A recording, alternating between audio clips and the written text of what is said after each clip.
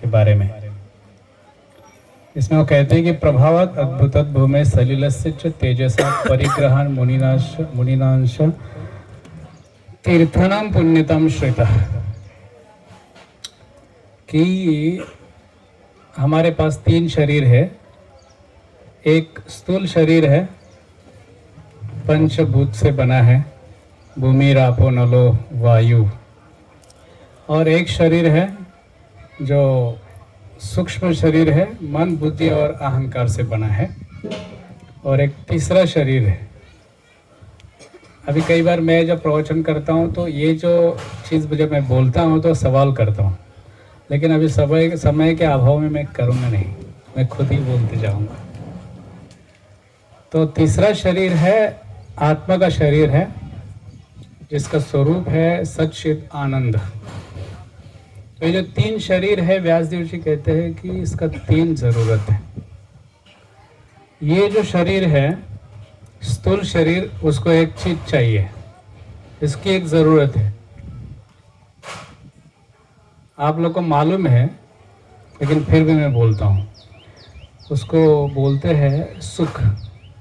आप इस शब्द को ध्यान में रखिएगा। इस शरीर को चाहिए सुख।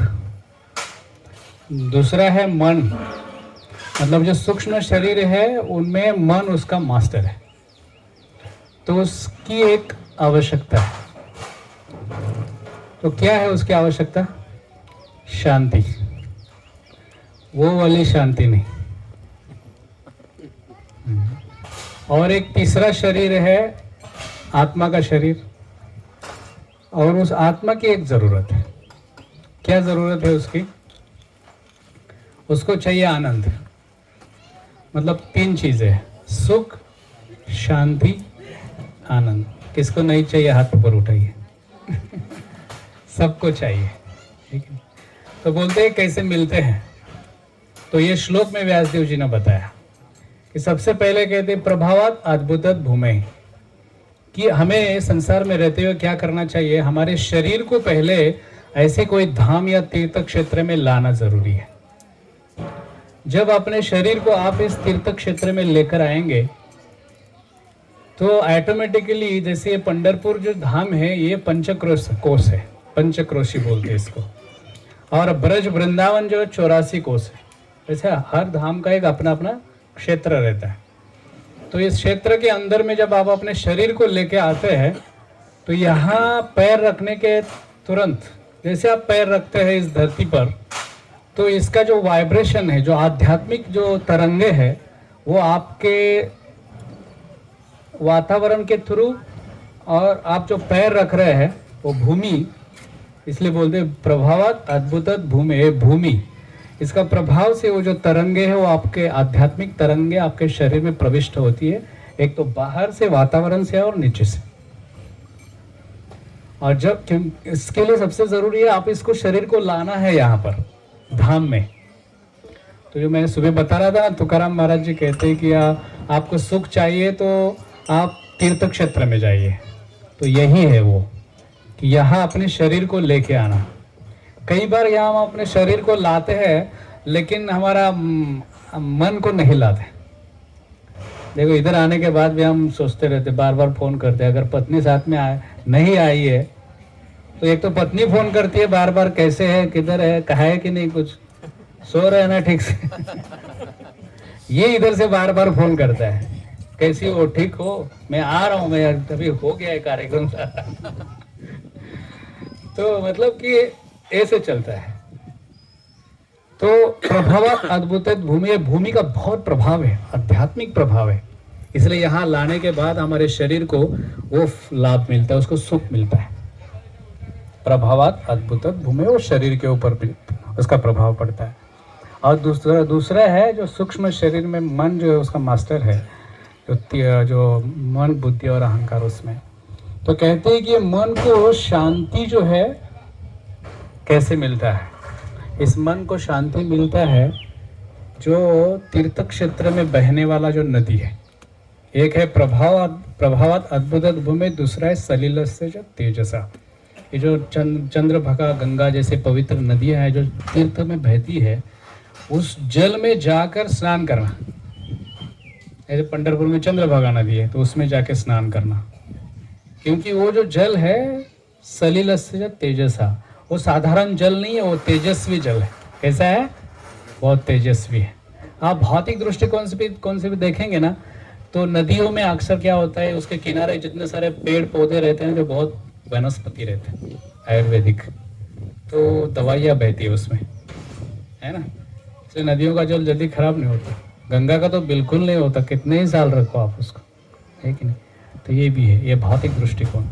लेकिन आध्यात्मिक दृष्टिकोण क्या है, ये जो बड़े बड़े महात्मा लोग वहाँ पे स्नान किए, तो बोलते हैं कि ये नदियों में स्नान करने के बाद क्या होता है, ये हमारा जब शरीर उसमें डालते हैं तो देखो बहुत बार ऐसे होता है, नदी में स्नान करने के बाद अच्छा लग रहा है, बहुत फ्रेश लग रहा है, तो मन बड़ा मन ज़्यादा आनंद लेता है।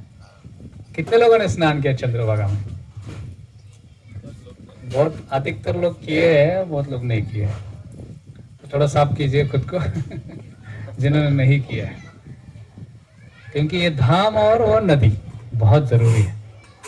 और तो ये उसको लाभ मिलता है, मन को शांति मिलता है। और तीसरा है आत्मा को आनंद मिलता है। आत्मा को आनंद कैसे मिलता है? तो बोलते हैं कि तीर्थानाम पुण्यतम श्रुता, ये जो धाम में रहने वाले जो साधक भक्त है या जो भी भक्त है जो कथा सुनाते हैं, तो हमें क्या करना चाहिए, उनसे कथाओं को, जो भगवान की लीलाएं घटित हुई है उनको सुनना है। अगर तीर्थ क्षेत्र में आते हैं और कथा ही नहीं सुनते हैं, बस आते हैं और दर्शन करते, ये उधर जाना, वो मंदिर में जाना, अरे उधर गणपति है, उधर शिव जी है, उधर वो है, उधर देवी है, उधर बाबा है, वो सब दर्शन करते लेकिन सुनते नहीं है, तो नहीं सुनने से क्या होता है, वो अंदर परिवर्तन नहीं होता, हमारा जो श्रद्धा है वो डेवलप नहीं होता।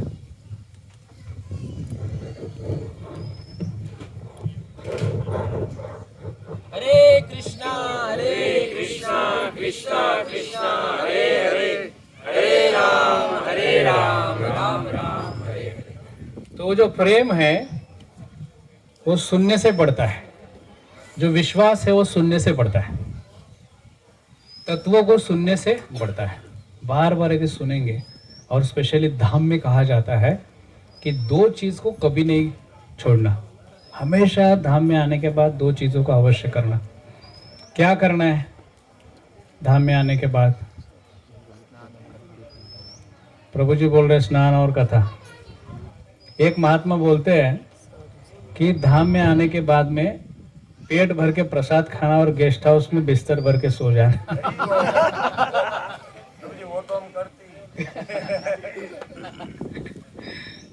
ये बात है क्या? नहीं, मतलब इसका अर्थ नहीं कि सोना ही नहीं और प्रसाद ही नहीं खाना है। तो शास्त्री इसमें लिखा है, महाराष्ट्र में कहते हैं आदि पोटोबा मग विठोबा, पहले पेट का देखने का, फिर भगवान को देखने का। क्योंकि कलयुग में प्राण किस में रहता है? अन्न में।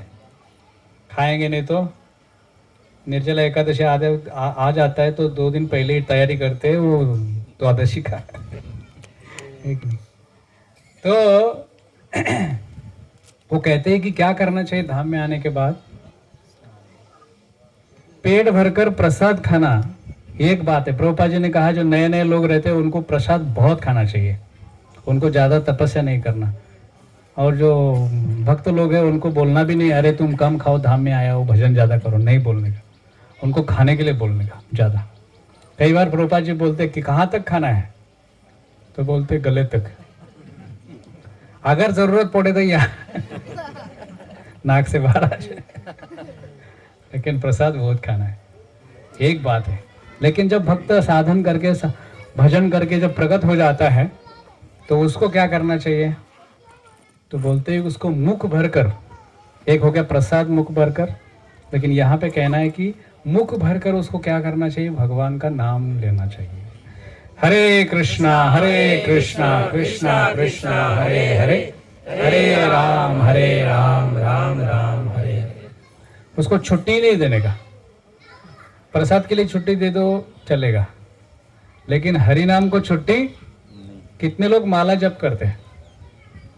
जो करते हैं वही हाथ ऊपर उठाओ। मतलब बहुत लोग नहीं करते हैं।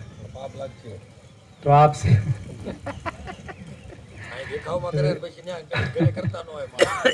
तो आपसे विनती है, आप अधिक मास में पंढरपुर में आए हैं, आप बहुत भाग्यवान है। जो धाम में जन्म लेता है वो तो भाग्यवान है, वो चतुर्भुज है ही। लेकिन जो धाम में दूसरा बिजनेस करने के लिए आता है वो भी महान है, लेकिन भगवान का दर्शन करने के लिए आता है उस उद्देश्य, वो तो सबसे बड़ा महान व्यक्ति है। तो आप लोग बहुत महान है, लेकिन ये महानता आपकी सिद्ध कैसे होगी? जब यहाँ आने के बाद आप जब ये दो काम करेंगे, अपना मुख हमेशा चालू रखेंगे, भगवान का नाम से आप हमेशा उस जीवा को चलाते रहेंगे, है ना? तो बहुत जरूरी है। और दूसरा है, हाँ मुझे कहना है कि वो जो जितने सारे नए लोग हैं जिनके पास मालाएं नहीं है, तो प्रभु जी से माला ले लीजिए। अभी आपके पास आज और कल है ना, ये 2 ही दिन बचे। और ऐसे कहा जाता है कि अधिक मास में जो भगवान का नाम एक बार लेता है धाम में, तो उसको 1000 बार नाम लेने का फल मिलता है। तो इसलिए आपसे विनती करते हैं कि जो भी नए लोग हैं वो लोग माला लीजिए, कम से कम 4 माला, 16 तो करना चाहिए, कम से कम 4 माला करो, है ना? तो पहला चीज है मुख भरकर भगवान का नाम लेना, और कान भरकर क्या करना है? प्रजल्प नहीं सुनना है। गांव की कथा, देश की कथा, ये कुछ नहीं करना है। केवल भगवान की कथा कैसे सुनने के लिए मिलेगी, इसके लिए अपने कानों को रेडी रखना। ये 2 काम करने से आपका धाम का सेवन सही तरीके से हो गया, ऐसे समझ लीजिए। अगर ये नहीं किया तो आपका धाम को आपको लाभ मिलेगा, लेकिन जो मिलना चाहिए उतना नहीं मिलेगा, है ना? तो इसलिए इस बात को ध्यान रखिए। तो आप कल जाने वाले हैं, पुंडलिक जी का कथा तो प्रभु जी सुना है ना? मैं वो अभी आपको नहीं सुनाऊंगा, लेकिन जब भगवान विट्ठल जी का दर्शन करने के लिए जाएंगे तो उस समय में आपको क्या करना है वो मैं बताऊंगा। उसके लिए एक कथा सुनाता हूँ। तो विट्ठल जी का इसके पहले कितने लोगों ने दर्शन किया? इसके पहले कौन कौन आए थे? बहुत कम लोग आए हैं। आप लोगों ने विट्ठल जी का चरण स्पर्श कितने लोगों ने किया? हाँ, बहुत लोगों ने किया। क्या खास देखा विट्ठल के चरण में?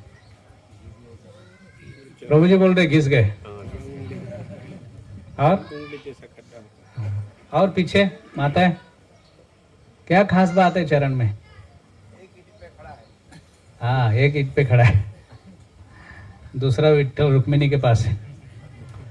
तो खास बात है भगवान के चरण में कि अंगूठे के निशान है, खड्डे हैं 2 साइड में, एक साइड में 2 है और एक साइड में 1 है। तो आप विट्ठल दर्शन करने के लिए जब जाएंगे तो उसको बिल्कुल ध्यान से देखिए। उसको देखने से जिस भक्त के लिए भगवान ने वो लीला किया, उनका कृपा आपको मिलेगा, समझ गया ना? तो उनके बारे में आपको सुनाता हूँ। यहाँ से वो जो मैंने बताया था सुबह, कानोपात्रा नाम की एक भक्त वहां पे रहती थी, महिला थी, माता जी। उनकी माँ जो है वो प्रोस्टिट्यूट थी, वेश्या थी। तो जैसे ही उनकी बेटी बड़ी हो गई तो उन्होंने स्वाभाविक रूप से उसको भी उसी काम में लगाया। लेकिन हुआ क्या, कुछ समय के बाद में उसका संबंध एक विवाहित पुरुष के साथ में हुआ। तो उस व्यक्ति ने क्या किया, उसके अंदर घर का उसकी जो पत्नी है उसको छोड़ दिया, और उसके घर के अंदर जितना जो कुछ भी सामान है अभी वो हो ही जाता है, वो सब उसको ला के देना चालू कर दिया। ये तो खुश है, वो भी खुश है, लेकिन उसके माता पिता खुश नहीं है। उनको बड़ा दुख होता है, इतना बसा बसाया घर, हरा भरा घर खत्म हो गया। तो उनके माता पिता, उनके पिताजी एक बार क्या करते हैं, ये सब कहाँ जाके देता है सारा पैसा? वो आते हैं उस गांव में ढूंढने के लिए, तो उस लड़की को मिलते हैं, कानोपात्रा को, और उसको बहुत डांटते हैं, बदमाश, बहुत मतलब गाली वगैरह, बहुत गाली गलौज करते हैं मराठी में। बॉम्बे में सुना होगा आप लोगों ने। तो बहुत गाली गलौज करते, बहुत डांटते। तो वो जो कानोपात्रा है उसको बड़ा दुख होता है इस बात का। वो समझने लगती है कि मैंने बहुत बड़ा गलती किया है, और बोलते हैं आज के बाद ये करना ही नहीं, और उसको विरक्ति आ जाती है, एक्सटर्नल, बाहर से, अंदर नहीं है, लेकिन बाहर से विरक्ति आती है, बोलती है कि नहीं अभी सब छोड़ दो, बेकार है। और उन्होंने कई बार सुना था, उसके गांव में भी जो वारकरी कीर्तन मंडलियाँ चलती थी ना, दिंडी, कभी कभी प्रवचन जाते जाते सुन लिया, थोड़ा बहुत किसी संत ने बोल दिया, एक बार मनुष्य शरीर प्राप्त करने के बाद पंढरपुर आके विट्ठल जी का दर्शन करना चाहिए। तो उन्होंने वो उस मौके का फायदा उठाया, चलो अभी क्या करना है, इधर तो करना नहीं है सब, चलो पंढरपुर जाते हैं। लेकिन उसके मन में क्या था कि उधर जो विट्ठल जो है वो क्या है, भगवान नहीं है, वो मूर्ति है, मूर्ति भाव।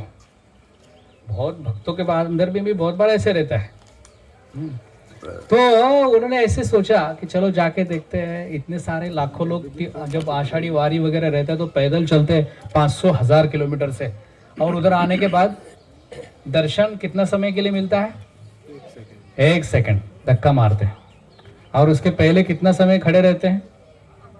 उस दिन में 4-8 दिन पहले गया था दर्शन करने के लिए, मैं दर्शन करके आया, वो कोई कलेक्टर थे बॉम्बे के, उनको हमें लेकर गए थे थोड़ा मार्गदर्शन करने के लिए। मैं बोला ठीक है, उनकी वजह से मुझे दर्शन हो गया। लेकिन मेरे सामने एक बाबा आके बैठे दर्शन करके, रुक्मिणी माता का, विट्ठल का हो गया था। मैं बोला बाबा क्या हो गया, जब बैठते समय ओ बाप रे बाप, और बैठ गया धड़क करके। मैं बोला क्या हुआ बाबा, कुछ नहीं बेटा। बोला मैं रात को 2 बजे लगा था लाइन में, 16 घंटे लगे, और कल आप लोग जो जाने वाले हैं कम से कम 8 घंटे का तैयारी कर लो। चरण दर्शन, मुख, जिसको जो मुख दर्शन करना है वो आधा घंटा 1 घंटा में हो जाएगा। तो अभी से थोड़ा प्रिपेयर करके रखो, जो जाना है तो 8 घंटे का। तो 8 घंटा लगा उनको। तो ये जो क्या सोचती थी कि ये जो मूर्ति है भगवान इधर नहीं है, ये पागल सारे लोग हैं, ये जाते हैं उधर दर्शन करते हैं और सुबह सुबह उठाते भगवान जो मूर्ति है उसको नहलाते हैं, दही दूध हनी जो कुछ भी डालते हैं सब बेकार है। वो क्या भगवान खाते हैं क्या? आप में से किसी ने काकड़ आरती अटेंड किया पंढरपुर विट्ठल जी का? हाँ, देखो सुबह जब नहलाते हैं भगवान को, ये मक्खन का इतना बड़ा बॉल लगाते हैं मुंह में। वो कहते हैं ये क्या खाते हैं, थोड़ी पत्थर कभी खाता है क्या? लेकिन उसने सोचा कि चलो हम आज भगवान की परीक्षा करते हैं। तो 2-3 दिन हो गया, 2-3 दिन के बाद इधर आ गए, और मंदिर में आने के बाद वो लाइन में लग गई, जैसे आप कल लगने वाले हैं। तो उसका नंबर आया, उसका नंबर आया 10, फिर 9, फिर 8, फिर 7, फिर 6, फिर 5, फिर 4, 3, 2 और 1 भगवान के सामने आ गई। जैसे भगवान के सामने आ गई, भगवान को देखा। अभी मन में क्या था? मूर्ति है, पत्थर है, परीक्षा करनी है भगवान की है तो प्रकट होना चाहिए, नहीं तो क्या फायदा है, मेरा टाइम वेस्ट है। तो उसने क्या किया, अभी कैसी परीक्षा करेंगे? तो गई सामने, नंबर जैसे आया 1 नंबर में, तो पैर पकड़ लिए और इतना जोर से दबाए, वो भगवान को रहा नहीं गया। पहली बार कोई ऐसा भक्त मेरे सामने आया। नहीं तो बहुत सारे लोग ऐसे आते हैं, और अधिकतर लोग जो दर्शन करने के लिए आते हैं ना इतना दूर दूर से, सामने जाने के बाद हाथ जोड़ के आंख बंद करते हैं, समझ गए ना? और कई लोग तो अंदर आने के बाद सब वो अंदर में, ओ इतने बड़े बड़े खंबे हैं, और थोड़ा अंदर आने के बाद ओ इधर सामवेद रखा है, अन साइड में किताब है। फिर थोड़ा आने के बाद अरे उधर तुकाराम जी का पादुका को चांदी लगाया हुआ है। फिर आने के बाद अंदर में उधर में पूरा चांदी का डोर है, और उधर में पढ़ते रहते हैं, हाँ इन्होंने बनाया है। वो दो पीछे वाले को बोलता है इन्होंने बनाया है। साइड देखते रहते हैं, और फिर उधर जाने के बाद भी आंख बंद कर देते हैं, समझ गए? लेकिन कानो पात्रा जो है उन्होंने क्या किया, बोले कि हम छोड़ेंगे नहीं भगवान, अगर है तो उनको प्रकट होना चाहिए। तो भगवान ऐसे भक्त का भाव, वो उनको रहा नहीं गया भगवान को, तो सीधा वो खड़े ही हो गए, उधर प्रकट ही हो गए। अभी आप जाएंगे तो आपको क्या दिखेंगे? विग्रह, मूर्ति। क्यों ऐसा है? क्योंकि हमारा आंख में जो है ना वो मूर्ति भाव है ना। लेकिन उसके लिए भगवान क्या हो गए? तुरंत प्रकट हो गए। जैसे मैं प्रभु जी का पकड़ूंगा पैर, थोड़ी देर के बाद आप भी पकड़ लो। तो जैसे मैं पकड़ूंगा और दबाऊंगा तो मेरा उंगली उसमें दबेगा ना, उनका स्किन में, तो भगवान उधर प्रकट हो गए। और जैसे उसने महसूस किया उन बातों को, तो पूरा भगवान दिख रहे थे उसको, केवल चरण ही नहीं, भगवान उनको देख रहे थे, वो भगवान को देख रही थी। तो अभी उसको रहा नहीं गया। जैसे कई सालों के बाद किसी स्त्री का पति जब दूर देश में चला जाता है, 4-5 साल के बाद आता है अब बेटा, तो माँ को कैसे होता है, इतने साल का रोना आता है ना, तो कानों पात्रा रोने लगी, ऐसे रोने लगी। तो भगवान स्माइल दे रहे हैं उसको, बहुत खुश है भगवान। तो फिर उसको साइड कर दिया, वहाँ से चली गई साइड में। अभी उसका पहले जैसा वैराग्य अभी अंदर से आने लगा वैराग्य, पहले बाहर से था, अभी अंदर से आने लगा। इसको साक्षात्कार हो गया भगवान के, भगवान है। अब भगवान का नाम भजन करने लगी कंटिन्यू, विट्ठल जी का। अभी देखो प्रभुपाद जी क्या कहते हैं। प्रभुपाद जी कहते हैं कि आप अपने घर में फोटो रखते हैं, राधा कृष्ण, विट्ठल रुक्मिणी, द्वारकाधीश, श्रीनाथ जी, आप घर में फोटो रखते हैं, या किसी के घर में गौर निताय है, राधा कृष्ण है, विग्रह है, तो बोलते ये मैं आपको सच बात बता रहा हूँ। वो विदेश में प्रभुपाद जी, मुझे जगह मालूम नहीं है, एक प्रवचन भी है प्रभुपाद जी का, वो प्रवचन में बोलते प्रभुपाद जी ऐसा, उधर विग्रह का इंस्टॉलेशन था, वो सबको बोल रहे हैं कि देखो, और उस समय बोलते हुए प्रभुपाद जी का गला, कंठ जो है वो अवरुद्ध हो जाता है, जैसे रोने लगते हैं प्रभुपाद जी। और वो बोलते हैं कि देखो, मैं आप लोगों को कृपा करके भगवान को यहाँ पर बुलाया, अभी आप लोगों का जिम्मेदारी है कि जिनके घर में विग्रह है, फोटो है, उनके लिए बोल रहा हूँ। तो प्रभुपाद जी बोल रहे हैं कि आप लोग का जिम्मेदारी है, कृपा करके हमने भगवान को यहाँ पर बुलाया है, आप लोग का जिम्मेदारी है उनको समय पर सुलाइए, समय पर उठाइए, समय पर खिलाइए। ऐसे बोलता है वो, रोना मतलब उनका पूरा ये हो जाता है, गला अवरुद्ध हो जाता है प्रभुपाद जी का। प्रभुपाद जी बोलते हैं कि यदि आपके घर में जो विग्रह या मंदिर में जो विग्रह है वो तो इंस्टॉल है, स्थापित विग्रह है, ये स्थापित विग्रह या स्वयंभू विग्रह को भी यदि आप मूर्ति समझकर पूजा करते रहेंगे, हजारों साल भी यदि आप पूजा करते रहेंगे, तो भगवान आपके लिए मूर्ति ही बने रहेंगे।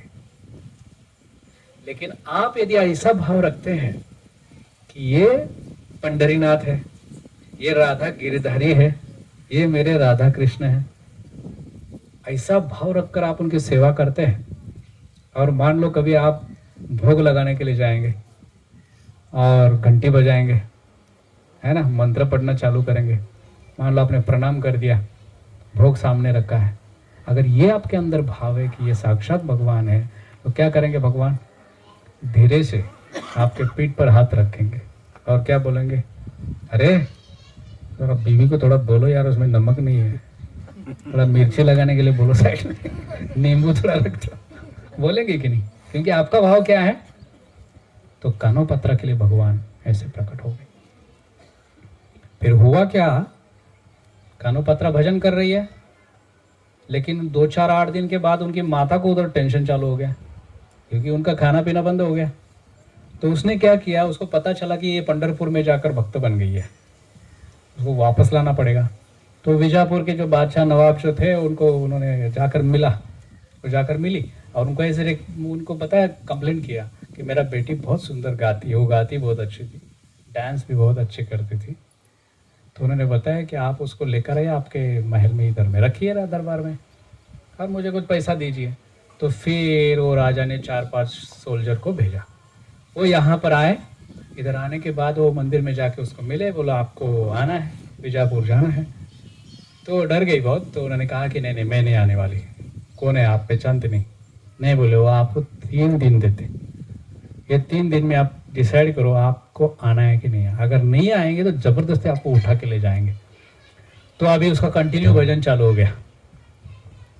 और हुआ क्या, जब 3-4 दिन आया तो उसको जबरदस्ती लेने के लिए आ गए, पकड़ लिया उसको, खींच के ले जा रहे। उसने एक बार में ऐसा अपना हाथ को क्या बोलते उसको छुड़ा दिया और ऐसे दौड़ी मंदिर के अंदर में और विट्ठल जी को आलिंगन कर दिया। अभी आपको आलिंगन नहीं मिलेगा, क्योंकि कुछ समय पहले एक ऐसे पागल व्यक्ति आया और उसने भगवान के हाथ में कुछ मारा, तब से भगवान का आलिंगन बंद कर दिया, अभी बस चरण का स्पर्श करते हैं। फिर हुआ क्या कि वो दौड़ी अंदर में और जाकर भगवान को आलिंगन किया, ऐसे पकड़ लिया कस के और प्रार्थना करने लगी कि हे भगवान, अभी मेरा लास्ट टाइम आ गया है, अभी मुझे इस संसार में वो सब फिर नरक में मुझे नहीं जाना है। आप देखो मेरा, राखे कृष्ण मारे के मारे कृष्ण राखे, आप मुझे जो करना ही करो, मैं नहीं जाने वाले। और अपने आँख बंद करके भगवान के चरण में माथा रख दिया।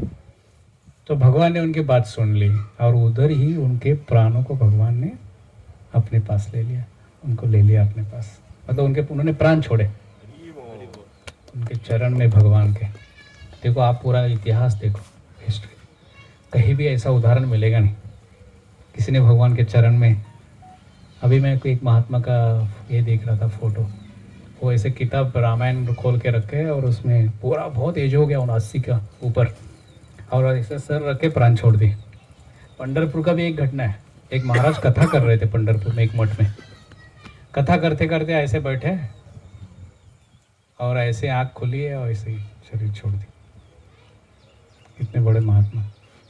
तो क्या हो गया, 1 सेकंड हो गया, 5 सेकंड हो गया, तो पीछे वाला जो सिपाही है जो आपको कल करने वाला है, चलो चलो चलो, पीछे बहुत भीड़ हो गया है, उसने धक्का लगाया। जैसे धक्का लगाया और लुढ़क गई नीचे, लुढ़क गई तो मतलब मर गई, प्राण छोड़ दिए। तो उसको बहुत बड़ा थोड़ा इधर उधर हो गया, फिर उसको बाहर लेकर आए, उधर बड़ा मीटिंग हो गया। और उस मीटिंग में क्या करना है इसका, पहले जब मंदिर में जप करती थी तो वो सब बोलते थे, उसकी निंदा करते थे। देखो करून करून भागली देवपूजन लागली, मराठीत म्हणाय थी, है ना। अभी तक इतना पाप किया और अभी भोजन करके इधर जीवन सार्थक करने के लिए आ गई, बहुत उल्टा पुल्टा बोलते थे।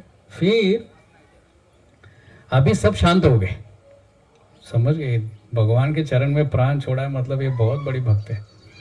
तो उसको सोचने लगे कि क्या करना है, इसको कहाँ पे समाधि बनाना है। भगवान के चरण में तो नहीं बना सकते, वहाँ के लोग को दर्शन करना है, और मंदिर के बाहर भी नहीं बना सकते, इतनी बड़ी भक्त है। फिर क्या करते हैं, मंदिर के अंदर बना देते। तो इसलिए आप कल सुबह जब दर्शन करने के लिए जाएंगे, जो उज्ज्वला सेतु से ऊपर से नीचे जब आएंगे, वो एक पत्थर का ऐसा गेट है, उधर से नीचे आएंगे तो एक राइट साइड में आप देखिए एक पेड़ है, वो ऐसे आया है, इसको आप स्पर्श करिए, माथा लगाइए, तो वही पेड़ उसके समाधि से आया है। उधर लिखा हुआ है, 2 माता जी है शायद, तो एक पहली वाली है जो जिसमें से पेड़ आया है वो है कानोपात्रा, तो उनका वहाँ समाधि बना है। तो आप जाने के बाद में उनको प्रार्थना कीजिए, जब चरण दर्शन करेंगे तो अंगूठा है ना निशान, उसको देखकर उनको स्मरण कीजिए और प्रार्थना कीजिए। हम इतने बड़े तो भक्त है नहीं है ना। मैं आपको सच बताता हूँ कि भगवान का दर्शन जाकर कैसे करना चाहिए। मैं 20 साल पहले आया था पंढरपुर मेरी माता के साथ में, और एक बार दर्शन किया माता के साथ, जहाँ मठ में पीछे ही रहते थे, उस समय इसका मालूम नहीं था इधर है। फिर उधर मैं दिन भर जाकर मंदिर में बैठता था, लेकिन एक समय जब मैं मंदिर में दर्शन करने के लिए गया तो मेरे सामने एक माता जी आई, 50 की होंगी शायद, मेरे सामने आई, मैं भी खड़ा हूँ, लेकिन वो मेरे सामने आकर, उस समय थोड़ा दर्शन पास में था, अभी थोड़ा दूर हो गया है मुख्य दर्शन, तो मेरे सामने आके खड़ी हो गई और सीधा रोना चालू कर दिया।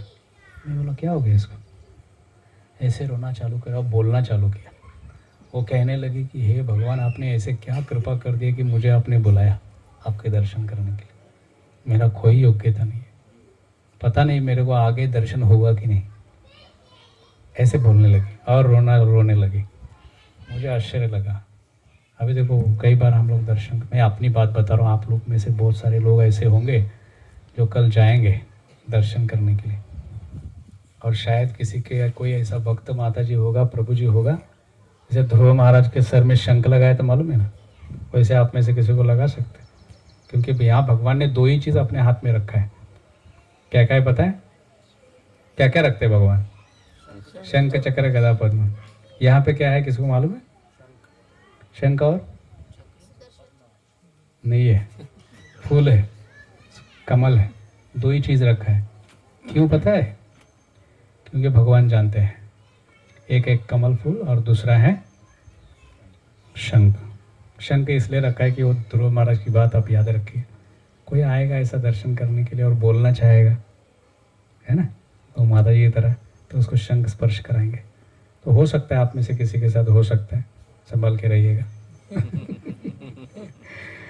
तो सुदर्शन नहीं रखा है और गदा भी नहीं है, क्योंकि भगवान जानते हैं इधर जो आने वाले हैं मेरा दर्शन करने के लिए, उसमें से एक भी गधा नहीं होगा, सब मेरे भक्त होंगे।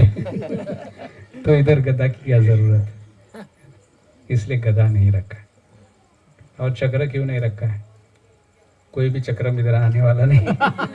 एक ही बार आया था, उसको पिटाई करके बाहर कर दिया। समझ गया ना? तो इसलिए सुदर्शन की जरूरत यहाँ पे नहीं है। तो ऐसे कानोपात्रा प्रार्थना कर लीजिए आप, उनको बहुत बड़ी भक्त है, उनकी प्रार्थना से हमारा भक्ति बहुत आगे बढ़ेगा। दो लोगों को इधर प्रार्थना करना, एक है पुंडलिक और दूसरे है कानोपात्र। इनको प्रार्थना करने से आपकी प्रार्थना को स्वीकार किया जाएगा। समझ गए ना? तो ये है कानोपात्रा के बारे में। और उसके पीछे एक माता जी, ऐसे ही माता जी भक्त है। आप जब विठल दर्शन करके जब पीछे के द्वार से बाहर आएंगे, उत्तर गेट द्वार से, उत्तर नहीं पश्चिम की तरफ से, तो एक दो गली मतलब सामने है ना, रेलवे स्टेशन की तरफ, ये दो गली, सेकंड गली में वो मंदिर है। आप उधर ज़रूर जाइए दर्शन करने के लिए, वॉकेबल डिस्टेंस में है।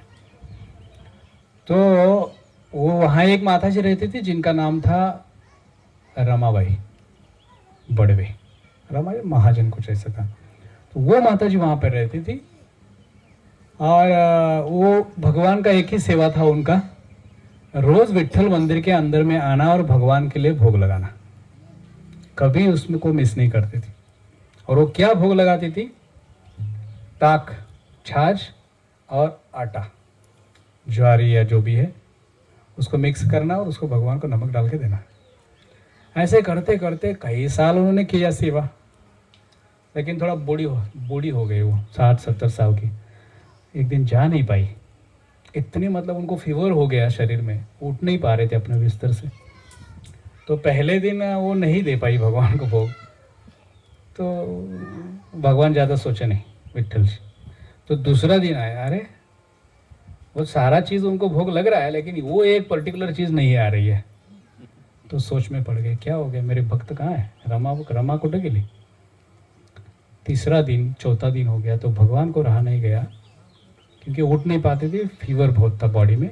तो भगवान खुद क्या हो गए, मंदिर से बाहर आ गए, एक बालक के रूप में आ गए। वो देखो उधर एक छोटा बालक है, सैफरन वाला, क्या पीला वाला पहना है, क्या नाम है तुम्हारा?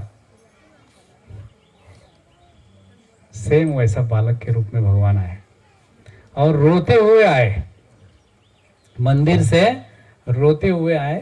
कोई किसी का ध्यान नहीं है, बच्चा रो रहा है, किसी का हो सकता है, लेकिन बहुत सुंदर थे। रोते रोते वो गली में आ गए। उधर आने के बाद में वो गली में उनके सामने, गली के सामने, बिल्कुल गेट के सामने आ गए। तो उसको सुनाई दिया आवाज़। अभी भक्त का देखो, जिन्होंने सेवा किया है ना इतना समय, जिन्होंने भजन किया है जितना समय, तो वो अंतरंग रिलेशन स्थापित हो जाता है। तो वो समझ गई कौन रो रहा है, बच्चा क्यों रो रहा है। तो वो कैसे वैसे करके वो थोड़ा काटी उठाकर ऐसे बाहर आई, दीवार को पकड़कर देखा कि बहुत खूबसूरत बच्चा रो रहा है। तो उसको गई उसके पास में, पकड़ लिया उसका हाथ, बोले क्या हुआ बेटा, तू क्यों रो रहा है? कुछ नहीं, मेरे को भूख लगा है, मैं 2-3 दिन से खाया नहीं कुछ। अच्छा चलो, लेकर गई अंदर में लेकर गई और वो जो ताक है, छाछ है और वो आटा मिक्स करके उसको खिलाया। वो जैसे खिलाया बहुत खुश हो गए, इतने प्रसन्न हो गए, हंसने लगे और भागने लगे, लेकिन हाथ पकड़ लिया था ना उन्होंने, रमादेवी ने। बोले भाग किधर रहे वो, क्योंकि रमाबाई समझ गई कि स्पर्श, जैसे स्पर्श कर दिया तो वो भगवान है साक्षात। उनका स्पर्श और उनका वाणी सुनना मतलब एक प्रकार है अपने अंदर को प्रकट करना है, स्वयं को, है कि नहीं? वो एक प्रकार का साक्षात्कार है। तो इतने प्रसन्नता उसको होने लगी उसके स्पर्श करने से, उसकी वाणी सुनने से, उस बालक का रोना सुनने से, और वो हंस रहे थे इतने मधुर कि इतने प्रसन्न हो गए। वो जैसे भागने लगे वो पकड़ लिया हाथ, बोले ऐसे नहीं छोड़ेंगे अभी, वो छोड़ूंगी नहीं, इधर ही तुमको रहना है। तो वो भगवान समझ गए वो बहुत बीमार है, तो बोले कि देखो तुम मुझे हर रोज खिलाती हो लेकिन अभी नहीं आ पा रही हो क्योंकि बीमार हो, आगे भी बीमार हो सकती हो, है ना। हम लोग को भी आगे बीमारी आ सकता है ना। ऐसा नहीं कि जब करने लग गए तो हमारे बाल नहीं पकेंगे, बूढ़ा नहीं होगा, लॉस नहीं जाएगा, बिजनेस में फेल नहीं होंगे, कोई समस्या आएगी नहीं, ऐसा हो नहीं सकता। वक्त को भी समस्या आता है कि नहीं, और सांसारिक लोगों को भी समस्या आता है। समस्या तो आएगी, लेकिन उस समस्या में आप क्या करते हैं ये बहुत महत्वपूर्ण है।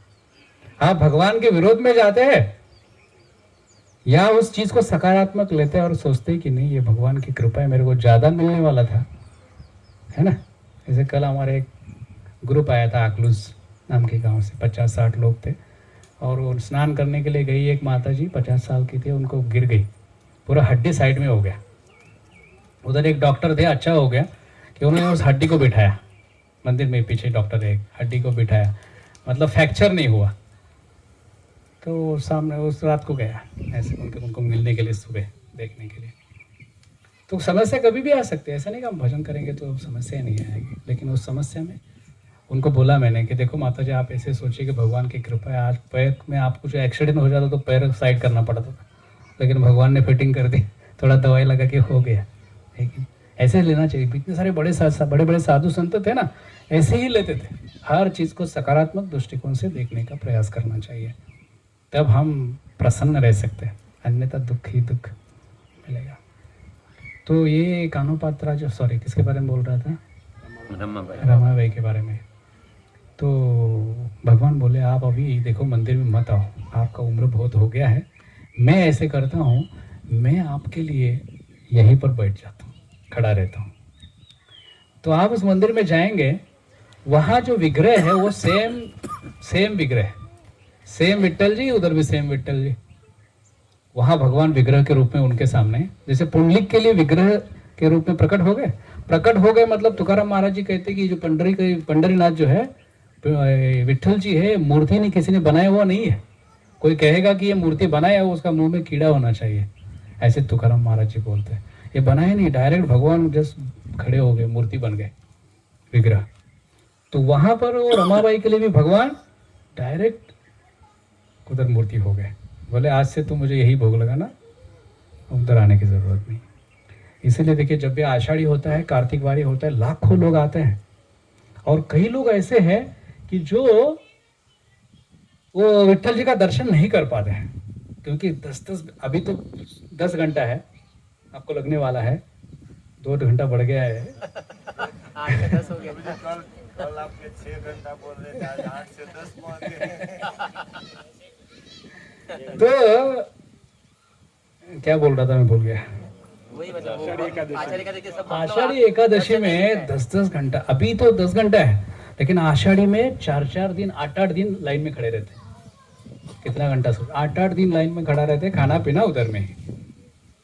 लेकिन जब कई लोग ऐसे होते हैं जिनको दर्शन नहीं होता, 1-2 दिन आते हैं, देखते इतना भीड़ है, चलो उधर है ना हमारे विट्ठल ताकपिटे, तो उधर दर्शन करके वापस चले जाते, क्योंकि भगवान ने आशीर्वाद दिया रमा देवी को, ये जो मैं यहाँ पे हूँ ना तुम्हारे लिए, भविष्य में कोई यदि उधर मुझे दर्शन नहीं कर पाता है, लेकिन इधर जब दर्शन करेगा तो वही लाभ उसको मिलेगा, वही बेनिफिट। इसलिए वो रमाबाई का विट्ठल बहुत बहुत विशेष है, आप जरूर देखिए, सेम है। अभी ये जगह इसको संध्या वाली बोलते हैं,